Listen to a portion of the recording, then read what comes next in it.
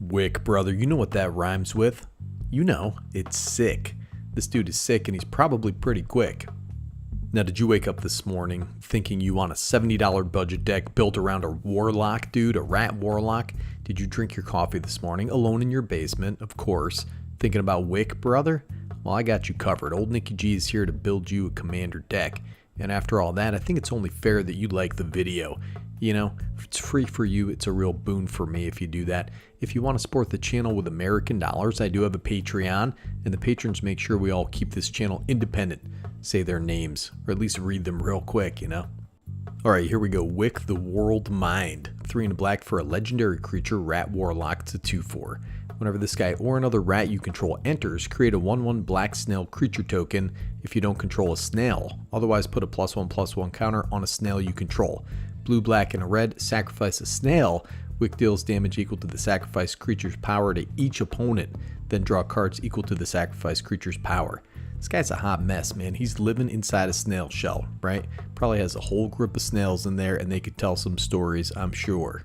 Now let's dissect this a little, right? I actually dissected a rat in anatomy and physiology, so I know my way around the inside of a rat, all right? First off, you can only have one snail at a time, unless you cast Skullcap Snail, which is the only snail in Magic the Gathering.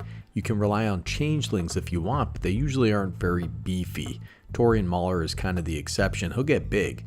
You know, changelings are also going to trigger Wick's first ability. Now, secondly, here we have an ability we can activate at instant speed. Hold up 3 mana, and if you need it for a counterspell or removal or something like that, you can certainly do that. Or just pop the snail, you know, draw some cards. Third thing here is that Wick's ability doesn't care if a token is entering or a non-token rat. He also doesn't care if you cast the rat, so blinking these colors is pretty easy to make happen. And fourthly, if that's a word, I don't know if it is that Wick is dealing the damage. He's the one dealing it. So say Wick has lifelink somehow, you know, well that's pretty good, right? Say he has infect. Well then the game's over if you can infect out the whole table.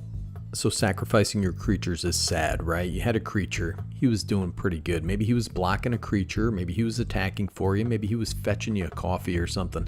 Seems kind of cruel to kill him, but you know, them's the breaks, dude. So you may as well capitalize on that with the old Zulaport, Cutthroat, Blood Artist, Marionette Master, or Apprentice rather. These can double up that life loss. Skull Clamp is also in there to get you some cards. We definitely also want to include some other sacrifice outlets. Wick's ability is great, you know, but if we have a bunch of tokens out there, a bunch of rats, we can sacrifice those creatures at instant speed to hurt our opponents.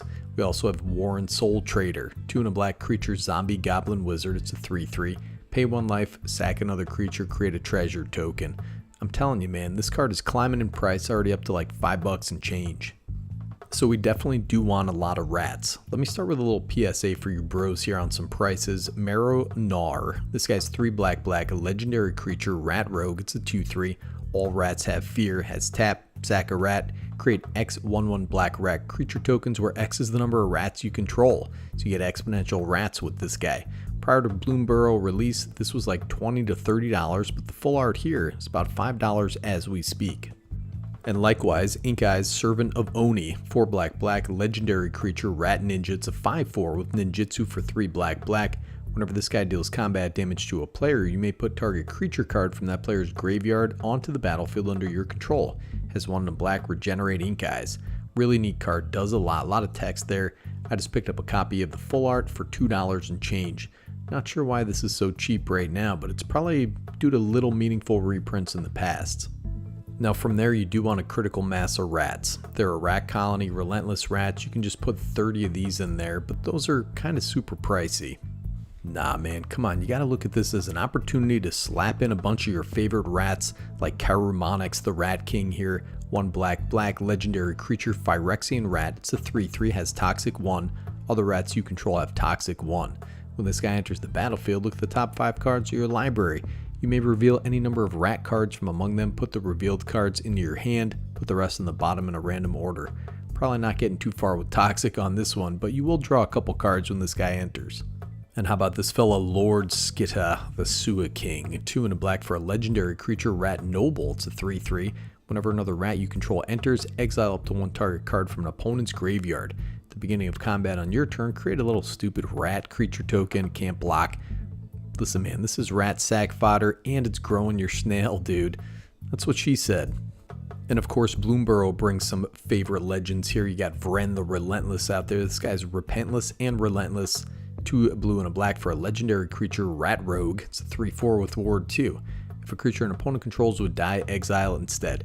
Fantastic, your nuke and graveyard decks right there. At the beginning of each end step, create X 1/1 black rat creature tokens that get +1/+1 for each other rat you control, where X is the number of creatures your opponents controlled that were exiled this turn. This guy can pump out a ton of tokens after a board wipe. Speaking of which, Bloomburrow also brought us a very particular board wipe here, the Swarmyard Massacre. 3 black for a sorcery. Create 2 1/1 green squirrel creature tokens. Then each creature that isn't an insect, rat, spider, or squirrel gets -1/-1 until end of turn for each creature you control that's an insect, rat, spider, or squirrel.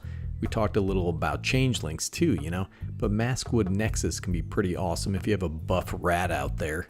And for those of you who don't know Maskwood Nexus, 4 generic mana artifact, creatures you control are every creature type. The same is true for creature spells you control, creature cards you own that aren't on the battlefield, and creatures that you find in your car. 3 and tap, create a 2/2 blue shapeshifter creature token with changeling. It's every creature type. We are sacrificing creatures for fun and profit. You may want to consider Patriarch's Bidding, Haunting Voyage as well. Great cards that play off of the rat synergies. And listen, man, people have told me my whole life I look like an amoeboid changeling. This is me, alright? I've never done a face reveal on YouTube, but just look at amoeboid changeling, you'll get the idea. 1 and a blue for creature shapeshifter. It's a 1/1, has changeling. Target creature gains all creature types until end of turn if you tap this guy. But listen, man, if you have a bigger rat out there and some mana, you can make it all creature types with this guy, then sack it to Wick. And of course, we alluded to Blink, and we can do that at instant speed to dodge targeted removal with Displace, Ghostly Flicker. More Blink may be better, but these are the biggest ones and the ones that I prefer. Slap in some token producers. Wick doesn't care if it's a token that enters, like the old Song of Totentans here. This is X and a red for a sorcery. Create X 1/1 black rat creature tokens. They can't block, but who cares? Creatures you control gain haste until end of turn. And this thing is one of my all-time favorite cards, man. Chittering Witch, 3 and a black, creature, human, warlock. It's a 2/2.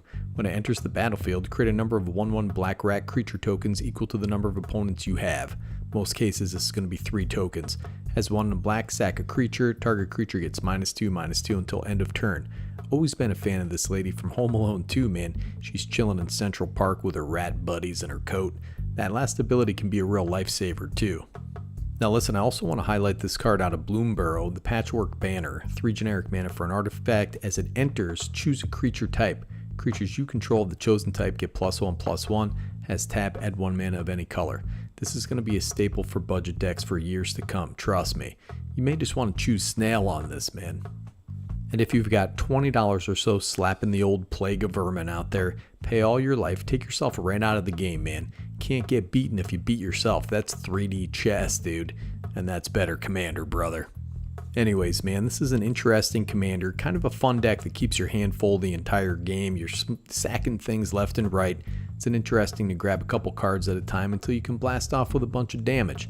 It's fun. It's not super powerful due to the 3 mana required, but I dig it, man. I dig it. Wick is sick, dude. He's pretty slick. And that's better Commander. Signing off.